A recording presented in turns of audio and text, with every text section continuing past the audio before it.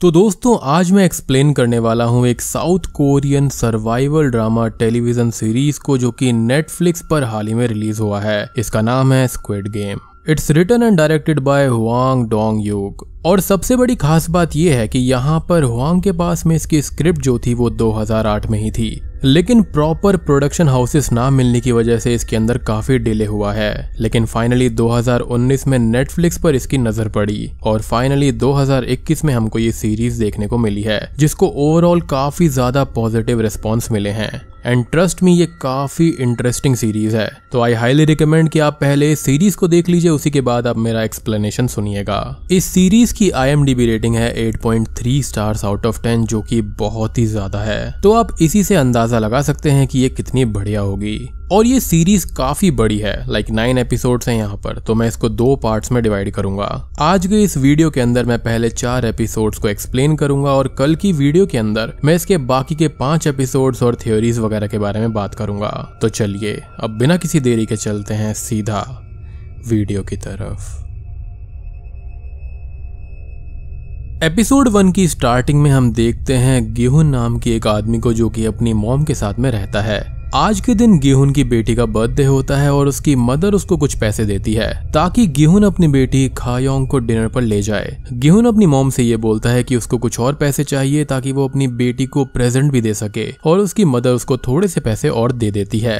अब यहाँ पर गिहुन के बारे में बात करें तो उसकी फाइनेंशियल कंडीशन ठीक नहीं थी और उस पर काफी ज्यादा कर्जा भी था। साथ ही उसका उसकी वाइफ के साथ में 3 साल पहले ही डिवोर्स हो गया था, जिसका असल रीजन उसकी फाइनेंशियल कंडीशन ही थी। Now back to the story again. Gi-hun की मदर, जो कि घर खर्च चलाने के लिए सब्जी बेचने का काम किया करती थी, वो अब घर से चली जाती है और उनके जाने के बाद में गिहुन उसका ATM चुपके से निकाल लेता है और घर से चला जाता है। गिहुन यहाँ पर ATM से पैसे निकालने की कोशिश करता है, लेकिन उसकी मदर ने वो पिन चेंज कर दिया था। तो यहाँ पर वो अपनी बेटी का बर्थडे डालता है, जो कि उसके लिए लकी निकलता है और वो पैसे निकाल लेता है। जिसके बाद में वो बैटिंग के लिए चला जाता है, यानी कि जुआ खेलने के लिए, जहाँ सबसे पहले तो वो सारे के सारे पैसे हार जाता है, लेकिन उसके बाद में वो 4.5 मिलियन वॉन जीत जाता है, जो कि लगभग 2,80,000 इंडियन रुपीस होते हैं। गिहुन इस चीज से बहुत खुश हो जाता है और वो रिसेप्शनिस्ट को 10,000 वॉन की टिप देकर बाहर चला जाता है। बाहर गिहुन को कुछ गुंडे दिखाई देते हैं, जो कि असल में गिहुन से अपने पैसे लेने के लिए आए थे, और गिहुन उनसे बचकर भागता है, जहां पर वो एक लड़की से टकरा जाता है और फिर बाथरूम में जाकर छुप जाता है। और इस लड़की को ध्यान रखना, आगे काम आएगा। अब वो गुंडे और उनका बॉस गिहुन के पास में आते हैं और वो उनको पैसे देने लगता है, लेकिन वो देखता है कि उसके पैसे चोरी हो गए हैं और उसको याद आता है कि उसी लड़की ने जिससे वो बाहर टकराया था, उसने ही पैसे निकाल लिए होंगे। वो आदमी गिहुन को मारता है और उससे अपने पैसे मांगता है, जिस पर गिहुन उससे 1 और महीने का टाइम मांगता है, जिस पर वो आदमी मान जाता है और वो गिहुन से एक एग्रीमेंट साइन करवाता है, जिसमें कि अगर वो पैसे नहीं दे पाया तो उसके बॉडी पार्ट्स को बेचकर वो आदमी अपनी वसूली करेगा।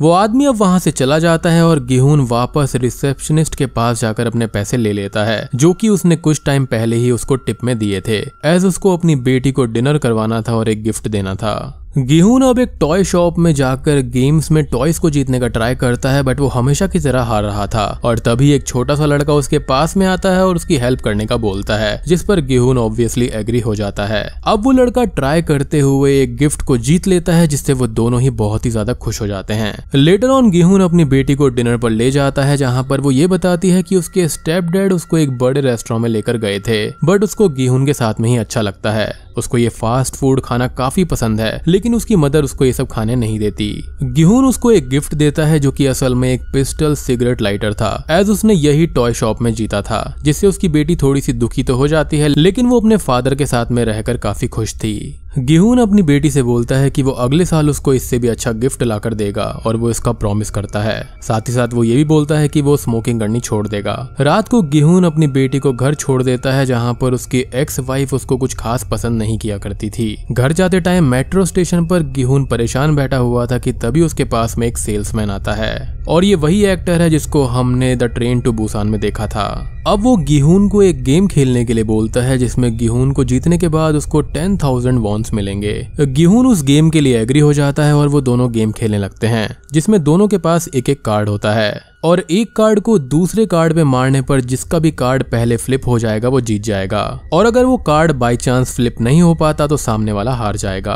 अब गेहून बार बार ट्राई करता है और वो फेल हो जाता है, जहाँ पर पेनल्टी के तौर पर उसको सिर्फ एक स्लैप मिलता है। शुरू में तो वो स्लैप्स काफी कम लग रहे थे, बट बार बार फेल होने पर गेहून को उन स्लैप से हर्ट होने लगता है। अब फाइनली गेहून जीत जाता है और वो सेल्समैन उसको बेट के अनुसार 10,000 वॉन दे देता है। ये गेम थोड़ी देर और चलता है और यहाँ पर फाइनली गेहून 1 लाख वॉन जीत लेता है। वो सेल्समैन गेहून को बोलता है कि वो इससे कई ज्यादा पैसे कमा सकता है बाकी के कुछ और गेम्स को खेलकर, जिस पर गेहून मना कर देता है कि उसको इतनी भी जरूरत नहीं है और वो पैसों के लिए ऐसे गेम नहीं खेलेगा। बट वो सेल्समैन गेहून को एक कार्ड देकर वहां से चला जाता है। उसका ये कहना था कि वो सब कुछ जानता है और इस गेम के अंदर काफी कम सीट बची हुई हैं। अब अपने घर जाते टाइम गेहून एक लेडी से मिलता है जो उसकी मदर की फ्रेंड होती है और उसका बेटा भी गेहून का बचपन का दोस्त था। असल में वो उससे यहाँ पर मछली लेने के लिए आया था। गेहून से बात करते हुए वो लेडी ये बताती है कि उसका बेटा सांगवू फॉरेन ट्रिप पर गया है और उसका प्रमोशन भी हो गया है और वो अपनी लाइफ में अच्छा खासा कमा भी रहा है। गेहून ये बात सुनकर काफी खुश होता है और बोलता है कि उसको उस चीज की खुशी है और सांगवू हमेशा से ही एक ब्रिलियंट स्टूडेंट था और काफी ज्यादा स्मार्ट भी था।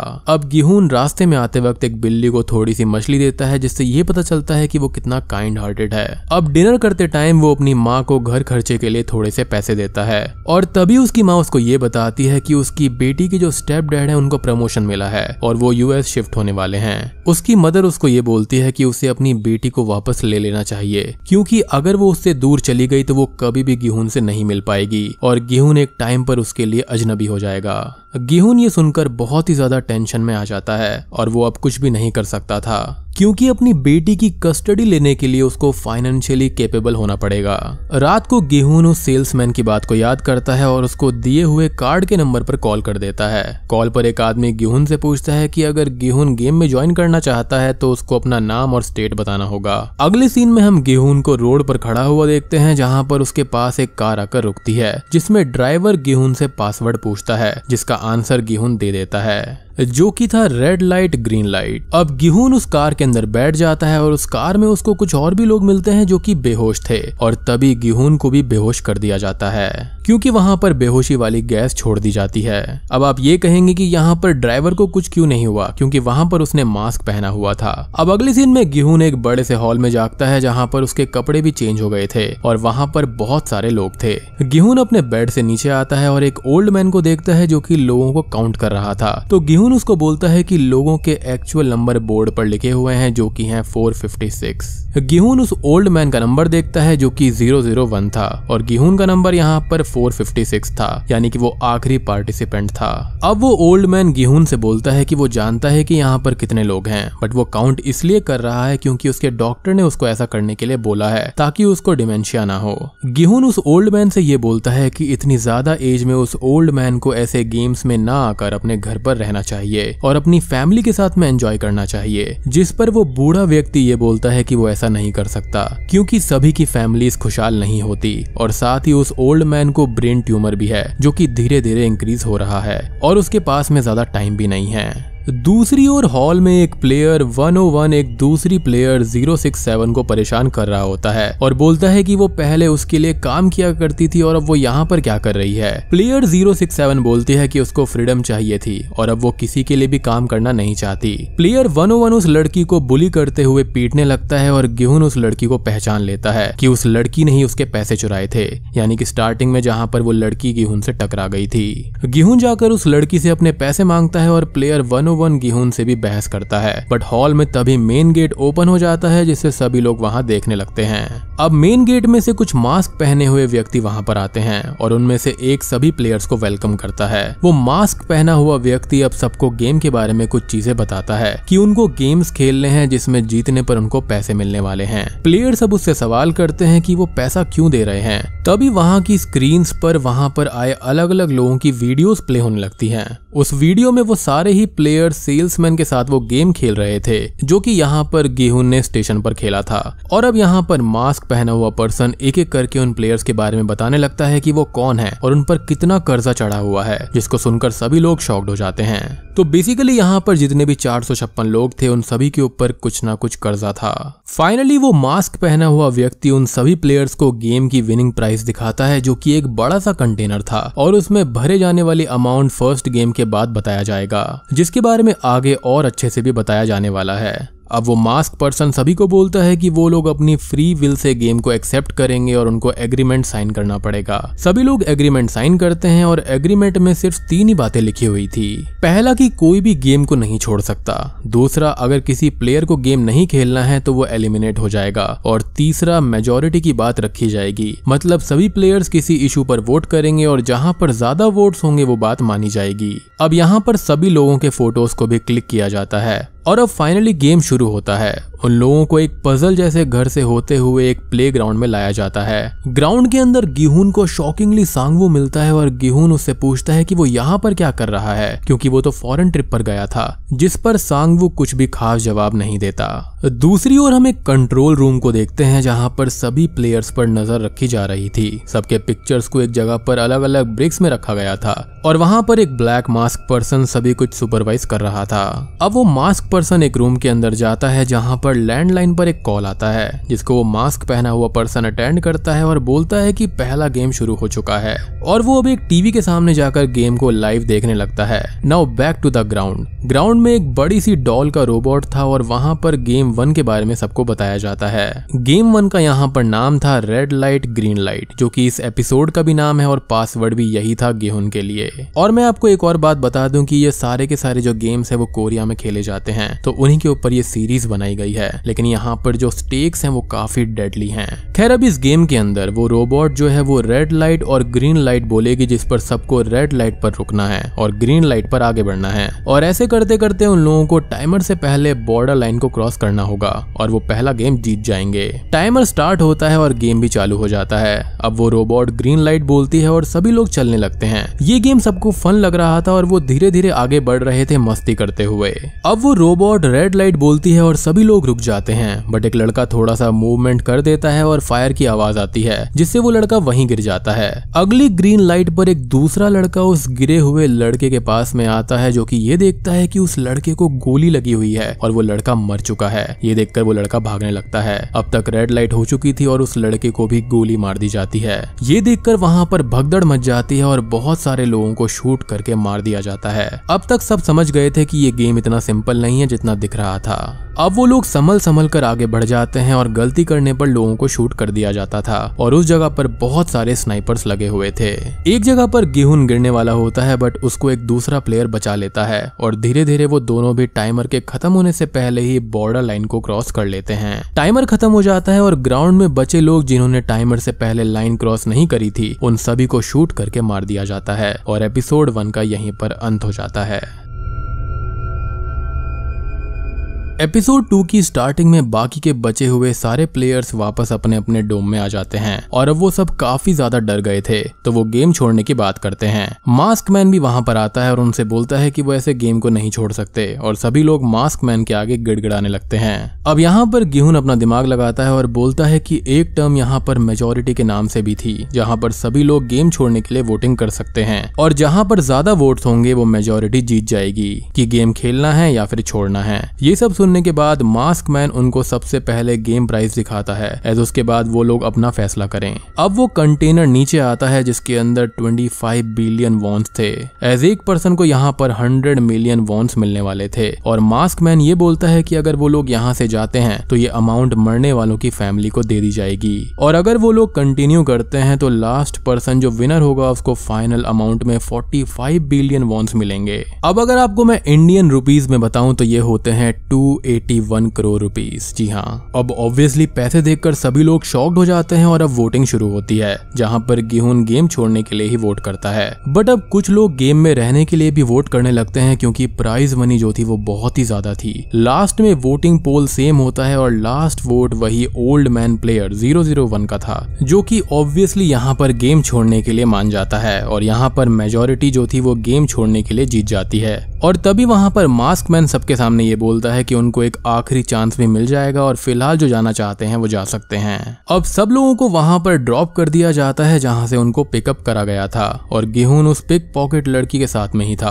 और वो उससे अपने पैसे मांगता है और वो लड़की वहां से भाग जाती है। मतलब बताओ 2,80,000 रुपीज लेकर भाग गई, हद है। सांगवू को यहाँ पर दूसरे प्लेयर 199 के साथ में ड्रॉप किया हुआ था जिसका रियल नेम अली होता है। अली यहाँ पर सांगवू से फोन मांगता है ताकि वो एक कॉल कर सके, लेकिन सांगवू का फोन यहाँ पर डिस्चार्ज होता है तो पास के ही शॉप से एक पावर बैंक लेकर वो अपना फोन चार्ज करता है। अली यहाँ पर कॉल कर लेता है और सांगवू से अपने घर के डिस्टेंस के बारे में पूछता है, जिस पर सांगवू बोलता है कि यहाँ से अली का घर तो काफी दूर है। अली अब अपने घर जाने लगता है और सांगवू उसको कुछ पैसे बस के किराए के लिए दे देता है क्योंकि अली के पास में बिल्कुल भी पैसे नहीं थे और अली सांगवू को थैंक यू बोलकर वहां से चला जाता है। अब अगले सीन में गिहुन पुलिस स्टेशन जाकर उस गेम के बारे में बताता है जहाँ पर पुलिस वालों को उसकी बात पर भरोसा ही नहीं होता और वो उसको पुलिस स्टेशन से बाहर भेज देते हैं। गिहुन यहाँ पर उस सेल्समैन के दिए हुए कार्ड पर भी कॉल ट्राई करवाता है बट इस बार वो नंबर किसी लेडी का था जो कि कॉल करने को लेकर गुस्सा करती है। पुलिस स्टेशन में एक डिटेक्टिव भी गिहुन को देख रहा होता है और वो पुलिस ऑफिसर से गिहुन के बारे में पूछता है तो ऑफिसर ये बताता है कि गिहुन कुछ उल्टी सीधी बातें कर रहा था और वो भी किसी गेम को लेकर क्योंकि शायद से वो ड्रंक है। कुछ देर के बाद में गिहुन सांगवू से मिलता है जो कि टाउन में ही था बट अपने घर पर नहीं जाता। गिहुन से बात करते हुए सांगवू बताता है कि उसके ऊपर बहुत ही ज्यादा कर्जा हो गया है जो कि है 6 बिलियन वॉन्स। ये सुनकर गिहुन भी शॉक्ड हो जाता है और फिर सांगवू बोलता है कि उसने ट्रेडिंग में बहुत सारे पैसे लगाए थे जो कि सारे के सारे डूब गए और वो बैंकरप्ट हो चुका है। यानी कि ये फॉरेन जाने वाली बात जो थी वो उसकी माँ को तसल्ली देने के लिए थी। गिहुन को अब एक कॉल हॉस्पिटल से आता है जहाँ पर जाने पर उसको ये पता चलता है कि उसकी मदर को डायबिटीज है और उनके पैरों में घाव भी है जो कि डायबिटीज की वजह से ठीक ही नहीं हो रहे और उनकी सर्जरी करनी पड़ेगी जिसमें उनका पैर भी अलग करना पड़ सकता है। गिहुन ये सुनकर बहुत ही ज्यादा दुखी हो जाता है और उसकी मॉम घर जाने का बोलती है और गिहुन उनसे ये बोलता है कि वो उसका इलाज करवाएगा, जिस पर उसकी माँ बोलती है कि इसमें बहुत ही ज्यादा खर्चा आएगा और वो इसके लिए कैपेबल नहीं है। और यहाँ गिहुन को भी दुख होता है, वो भी अपनी मॉम के इलाज में पैसे नहीं दे पा रहा था। अब अगले सीन में हम उस डिटेक्टिव जुनहो को देखते हैं जो कि अपनी मदर से बात कर रहा था कि वो अपने भाई को ढूंढने की पूरी कोशिश कर रहा है और वो उसे कैसे भी करके ढूंढ लेगा। असल में डिटेक्टिव का भाई बहुत टाइम से गायब था और वो कहाँ गया इसके बारे में किसी को कुछ भी नहीं पता था। डिटेक्टिव अपने भाई के पुराने हॉस्टल भी जाता है जहाँ पर उसको एक कार्ड मिलता है और कार्ड गिहुन के गेम वाले कार्ड से बिल्कुल मिलता जुलता था जो कि डिटेक्टिव ने पुलिस स्टेशन के अंदर देखा था। अगले सीन में डिटेक्टिव पुलिस स्टेशन जाकर गिहुन का एड्रेस भी ले लेता है ताकि उसको अपने भाई के लिए लीड मिल सके। हम अब प्लेयर 067 को देखते हैं जो कि अपने भाई चोई से मिलने ऑर्फनेज आई हुई थी, यानी कि वही लड़की जो कि गिहुन से टकराई थी जिसने उसके पैसे चुराए थे। चोई अपनी बहन से बोलता है कि वो अपने मदर फादर को बहुत मिस करता है और वो अकेले नहीं रहना चाहता, जिस पर वो बोलती है कि वो जल्दी से चोई को अपने साथ घर ले जाएगी और उसके पेरेंट्स भी जल्दी ही उनके पास वापस आ जाएंगे। चोई यहाँ पर रोने लगता है और उसकी बहन भी उसको देखकर इमोशनल हो जाती है और उसको दिलासा देने लगती है। कुछ ही देर के बाद में प्लेयर 067 एक जगह पर एक आदमी से मिलने जाती है जो उसकी मदर को नॉर्थ कोरिया से निकालने के लिए 40 मिलियन वॉन्स मांग रहा था, जिस पर प्लेयर 067 गुस्सा हो जाती है और वहां से चली जाती है। अगले सीन में हम अली को देखते हैं जो अपने वर्क प्लेस पर आया हुआ था और उसके बॉस से अपनी बची हुई सैलरी मांग रहा था, लेकिन उसका बॉस लालची था और पैसा होने के बावजूद भी वो उसको पैसा देने से मना कर देता है। एंड लेटर ऑन अली के बहस करने की वजह से बॉस का हाथ मशीन के अंदर चला जाता है और वो इंजर्ड हो जाता है और इसका फायदा उठाकर अली पैसे लेकर वहां से भाग जाता है। अली अपने घर आकर अपनी वाइफ से बोलता है कि वो ये पैसे ले ले और अपने घर चली जाए और अली कुछ दिन बाद घर आ जाएगा, जिस पर पहले तो उसकी वाइफ नहीं मानती बट अली उसको समझा लेता है एज यहाँ पर बहुत सारी प्रॉब्लम्स उन लोगों को आ रही थी। अब अगले सीन में हम सांगवू को उसकी मदर के साथ में फोन पर बात करते हुए देख पाते हैं जो कि घर के आसपास ही छुपकर उनसे बात करता है, बट वो उनको कुछ भी नहीं बताता और झूठ बोल देता है कि उसका काम काफी अच्छा चल रहा है और वो अभी फॉरेन में ही है। कुछ ही देर के बाद में सांगवू की मदर अपनी एक कस्टमर से सांगवू के बारे में बात करते हुए उसकी तारीफ कर रही थी कि तभी उनके पास में पुलिस आती है जो सांगवू को ढूंढ रही थी एज उसने उसने लोन नहीं चुकाया था और उसने लोन का गारंटर अपनी मॉम और उनकी शॉप को बना दिया था और पुलिस ऑफिसर सांगवू की मॉम को कुछ ही टाइम की मोहलत देकर वहां से चले जाते हैं। दूसरी ओर सांगवू अपने होटल रूम में बहुत टेंशन में था और उसको गेम की तरफ से इनविटेशन फिर से आता है कि अगर वो वापस आना चाहता है तो आ सकता है। वहीं दूसरी तरफ गिहुन भी एक जगह पर अपने एक फ्रेंड से हेल्प मांगने जाता है, बट उसका दोस्त उसको पैसे देने से मना कर देता है। अब गिहुन एक बार में बियर पीने जाता है जहां पर उसके पास प्लेयर 001 ओल्ड मैन आता है और वो दोनों बात करने लगते हैं। ओल्ड मैन बताता है कि वो पास में ही अपने किसी फ्रेंड के घर पर आया था और वो आगे बोलता है कि वो गेम में वापस जाना चाहता है।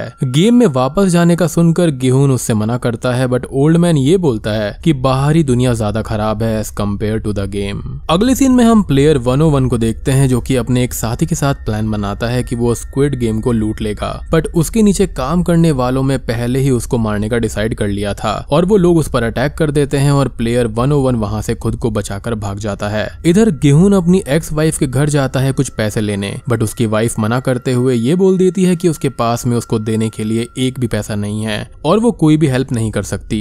बेसिकली वो अपनी लड़की को अपने साथ ही रखना चाहती थी। अब यहाँ पर उसका हस्बैंड और उसके बच्चे भी घर पर आ जाते हैं और वो गिहुन को घर से बाहर भगा देती है। बाहर गिहुन के पास एक्स वाइफ का हस्बैंड आता है जो कि गिहुन को पैसे ऑफर करता है, बट उसके बदले में गिहुन को दोबारा कभी भी अपनी बेटी से मिलने नहीं दिया जाएगा, जिस पर गिहुन गुस्सा होकर वहां से चला जाता है और पैसे नहीं लेता। यानी कि गिहुन अपनी बेटी से वाकई में प्यार करता है और वो पैसा बस अपनी बेटी के लिए कमाना चाहता है।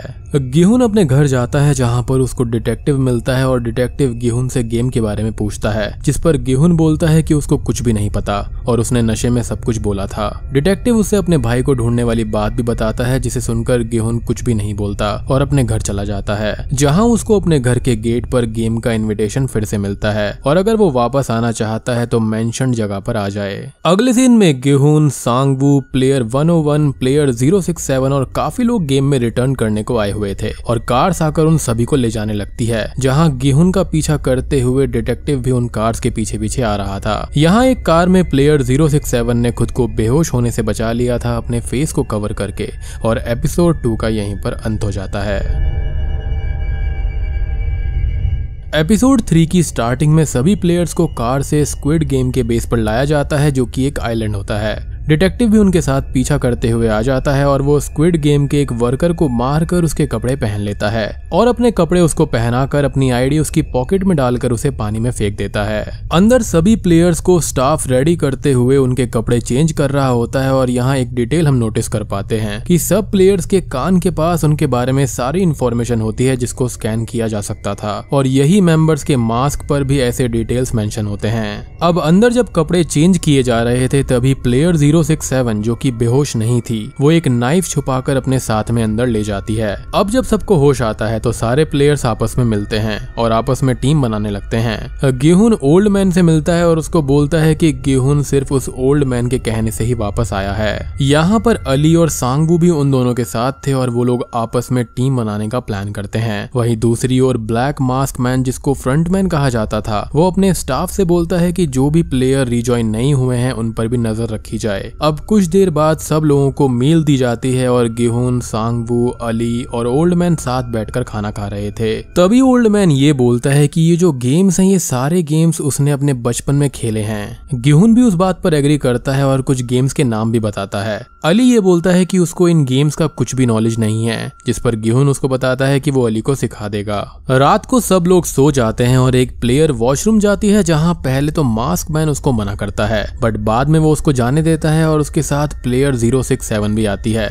अब वो प्लेयर सिगरेट स्मोक करने लगती है और प्लेयर 067 उसके साथ बाथरूम में जाती है और वो दोनों एसी डक से होते हुए आगे के रूम्स को चेक करती हैं कि उसमें क्या होता है। तो उनको किचन दिखाई देता है जहां पर ढेर सारे शुगर को मेल्ट किया जा रहा था, जिसके बाद में वो दोनों ही वापस आ जाते हैं। दूसरी ओर डिटेक्टिव भी अपने रूम में आ जाता है जहां पर एक मास्क मैन को उस पर शक हो जाता है। इस रूम में डिटेक्टिव कैमरा को भी नोटिस करता है, यहाँ पर हर एक पर्सन पर पूरी तरह नजर रखी जाती थी। अब रात को सोते टाइम वो डिटेक्टिव डिटेक्टिव यहाँ पर हर एक चीज को अपने फोन में नोट कर लेता है, जो कुछ भी उसने यहाँ पर देखा था। अगली सुबह सभी प्लेयर्स को खाना दिया जाता है और सेकंड गेम की अनाउंसमेंट हो जाती है। अगले गेम के बारे में सब सोच रहे होते हैं कि क्या हो रहा है, और हम एक प्लेयर को देखते हैं जिसको अपने मील में एक पेपर मिलता है जिसमें कुछ लिखा हुआ था। अब मास्क मैन आकर सबको गेम के लिए लेकर जाते हैं और गेम ग्राउंड में उन लोगों को 4 डोर्स मिलते हैं जिन पर अलग अलग शेप्स बने हुए थे, like umbrella, circle, triangle and star. Sang-woo ने प्लेयर 067 से गेम के बारे में पूछा भी था कि उसने क्या देखा है, और उसको शुगर के बारे में पता चल गया था,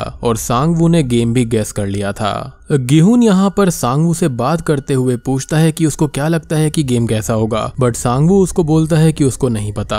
सांगवू यहाँ पर गिहुन को ये भी बोलता है कि उनको नहीं पता कि गेम कैसा होगा, तो सबको अलग अलग ही रहना चाहिए और अलग अलग गेम खेलना भी चाहिए। अब गेम शुरू होता है और सब लोगों को अपने चुने हुए डोर पर एक बॉक्स मिलता है, इससे बाहर निकालना था, और जो भी इसमें फेल होता है वो एलिमिनेट हो जाएगा।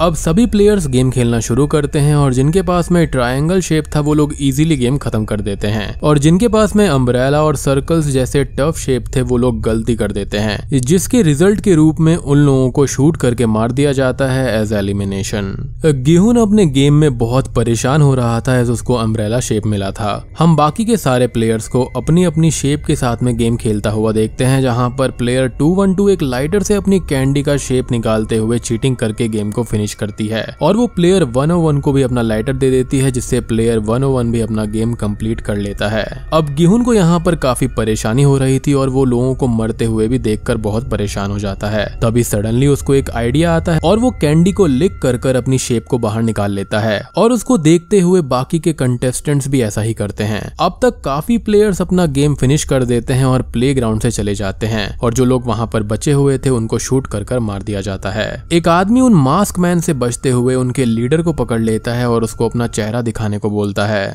और वो मास्क पहना हुआ व्यक्ति अपना मास्क हटा देता है जिसकी एज काफी कम होती है, और फिर वो प्लेयर खुद को ही शूट करके मार देता है। अब तभी फ्रंटमैन वहां पर आता है और वो उस लीडर को मार देता है और बोलता है किसी भी कंडीशन में उन लोगों को अपना फेस डिस्क्लोज नहीं करना है, और ये एक रूल है।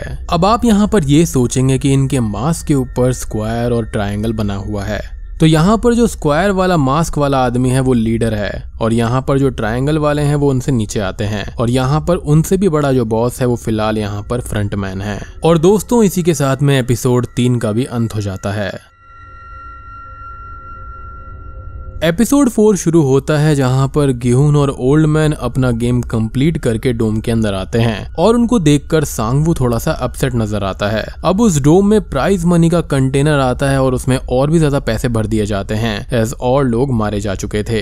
अब सभी लोगों को मील दिया जाता है और प्लेयर 101 और उसके 4 साथी और 2 बार मील ले लेते हैं। लास्ट में बचने वाले 5 लोगों को मील नहीं मिलती, और उन लोगों में से एक प्लेयर 101 से लड़ने लगता है। अब प्लेयर 101 उस आदमी को मारने लगता है और उसको पीट कर मार डालता है, और उसको मारने से कोई भी नहीं रोक पाता, इवन मास्क मैन भी कुछ नहीं करते और उसको मारने देते हैं। अब उस जगह पर सारे लोग अलग अलग टीम्स बनाना शुरू कर देते हैं। सबको डर था कि स्ट्रॉन्ग प्लेयर दूसरे प्लेयर्स को मार देंगे। दूसरी ओर हम एक प्लेयर को कुछ मास्क पर्सन के साथ में देखते हैं, और यहाँ पर वो प्लेयर जो कि एक डॉक्टर भी था वो एक डेड बॉडी के पार्ट्स निकाल रहा था। और यहाँ पर मैं एक और चीज आपको बताना चाहूंगा कि इन मास्क मैन ने उस डॉक्टर को पहले ही गेम में हेल्प की थी, जहाँ पर उसको पहले से ही वापस हॉल में जाने पर वो अपने लिए टीम ढूंढने लगता है, और वो प्लेयर 101 के पास में जाकर उसके साथ टीम अप कर लेता है और उसको अगले गेम की इंफॉर्मेशन भी दे देता है। रात को अब अगला गेम चालू होने वाला था और सारे मास्क पहने हुए गार्ड्स उस हॉल के गेट के बाहर आ जाते हैं, और फ्रंटमैन कंट्रोल रूम से सब पर नजर रखे हुए था, जिसके बाद में गेम शुरू कर दिया जाता है। गेम असल में ये था कि सारे प्लेयर्स को आपस में लड़ते हुए एक दूसरे को मारना था, जहां पर मेनली प्लेयर 101 ज्यादातर लोगों को मार रहा था। गिहुन उस ओल्ड मैन को जगाता है और उसको एक सेफ जगह पर लेकर जाता है। प्लेयर 101 दूसरी प्लेयर 067 पर अटैक करता है, जिसको गिहुन बचा लेता है। बहुत सारे लोग अभी तक मारे जा चुके थे और ओल्ड मैन अब एक ऊंची जगह पर चढ़कर ये सब रोकने की भीख मांगता है, और फ्रंट मैन गेम को रोक देता है। गार्ड्स अब हॉल के अंदर आ जाते हैं और लोगों को लड़ने से रोक देते हैं। हॉल में बहुत सारे लोग मारे जा चुके थे जिनके नाम की अमाउंट कंटेनर में भर दी जाती है, और डेड बॉडीज को विद रिस्पेक्ट जला दिया जाता है। रात को सभी लोग बैठकर आपस में बात करते हैं, जहाँ पर गिहुन की टीम अपने अपने नाम बता रहे थे और ओल्ड मैन को अपना नाम ही याद नहीं आता, और प्लेयर 067 अपना नाम बताने से इनकार कर देती है। दूसरी ओर प्लेयर 101 की टीम भी साथ में ही थी और वो लोग आपस में बात कर रहे थे और प्लेयर 212 प्लेयर 101 को अपने साथ वॉशरूम ले जाती है, जहां वो लोग इंटीमेट होने लगते हैं और प्लेयर 212 प्लेयर 101 से धोखा ना देते हुए साथ रहने का बोलती है और आखिरी तक साथ में गेम कंटिन्यू करने का बोलती है, जिस पर प्लेयर 101 एग्री हो जाता है और बोलता है कि वो उसके लिए कुछ भी कर सकता है। अब यहाँ पर हमको उन दोनों प्लेयर्स का नाम भी पता चलता है, जहाँ पर प्लेयर 101 का नाम था डाक्सू और प्लेयर 212 का नाम होता है हानमी न्यो। हानमी यहाँ पर डाक्सू से बोलती है कि वो और डॉक्टर को छुपा रहे हैं, जिस पर डाक्सू इनकार कर देता है और साथ ही वादा करता है कि वो हानमी के साथ एंड तक रहेगा। वहीं दूसरी ओर अपने रूम में डिटेक्टिव भी आज मिली हुई न्यू डिटेल्स को नोटिस करता है। सुबह गिहुन ओल्ड मैन से बात करता है, जहां ओल्ड मैन बताता है कि वो रात से सोया ही नहीं है और सारी रात जागता रहा ताकि कोई उन पर हमला ना कर सके। अब अगले गेम की अनाउंसमेंट हो जाती है और सभी लोग दूसरे हॉल में इकट्ठा हो जाते हैं, जहां पर न्यू गेम में 10 लोगों की एक टीम बनानी थी और सांगवू गिहुन और अली से बोलता है कि उनको सबसे स्ट्रॉन्गेस्ट लोगों की टीम बनानी चाहिए और सभी लोग अलग अलग होकर और प्लेयर्स को ढूंढने लगते हैं। डाक्सू के पास हानमी आती है, जिसको डाक्सू अपनी टीम में लेने से मना कर देता है, वो एक लड़की थी और हानमी को इस पर बहुत ही ज्यादा गुस्सा आता है और वो गिहुन की टीम में चली जाती है, जहां सांगवू भी उसको नहीं लेना चाहता था, बट वो लोग उसको ले लेते हैं क्योंकि उनकी मजबूरी थी। सारे प्लेयर्स को ढूंढने के बाद में गिहुन और सांगवू की टीम में एक ओल्ड मैन, 3 लड़कियां थीं और उनकी टीम वहां की सबसे कमजोर टीम थी, जिससे सांगवू थोड़ा सा परेशान हो जाता है क्योंकि यहाँ पर हारने वालों को हार नहीं मिलती बल्कि मौत मिलती है। अब अगला गेम शुरू होता है और उन सबको एक बड़े से ब्रिज पर लाया जाता है और उस गेम का नाम होता है टग ऑफ वॉर, जिसमें 2 टीम्स आमने सामने होंगी और उन टीम्स में 10-10 प्लेयर्स थे और उनको एक रोप को अपनी साइड पर खींचना होगा और जो टीम रोप को अपनी साइड खींच लेगी वो विनर होगी और उसके अपोजिट वाली टीम जो होगी वो नीचे गिरकर मारी जाएगी। अब गेम शुरू होता है और सबसे पहले डाक्सू का मैच था, जिसके अंदर डाक्सू की टीम जीत जाती है और विरोधी टीम नीचे गिरकर मारी जाती है।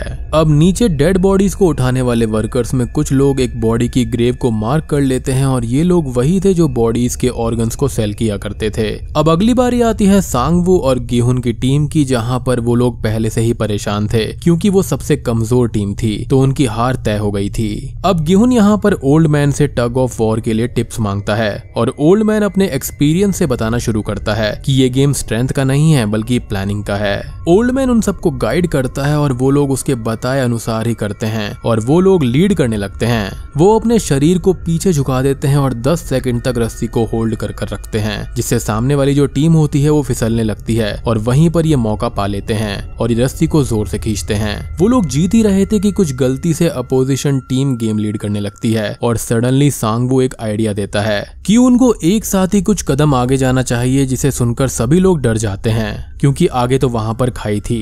बट गिहुन यहाँ पर सांगवू की बात मान लेता है और सबको कन्विंस कर लेता है और वो सभी लोग अचानक से ही कुछ कदम आगे चले जाते हैं और बूम, एपिसोड 4 का यहीं पर अंत हो जाता है। आई नो काफी सस्पेंस है, लेकिन ट्रस्ट में आने वाले एपिसोड्स बहुत ही इंटरेस्टिंग हैं और उसको मैं जल्दी से जल्दी लेकर आऊंगा। जल्दी से इस वीडियो को लाइक कर दो, ढेर सारे कमेंट्स कर दो और सब्सक्राइब जरूर करके जाना, क्योंकि जब भी वो वीडियो आएगी तो आपके पास नोटिफिकेशन जल्दी से जल्दी आएगी। तो मैं आप सबको मिलता हूँ अगली वीडियो के साथ में और पार्ट 2 के साथ में।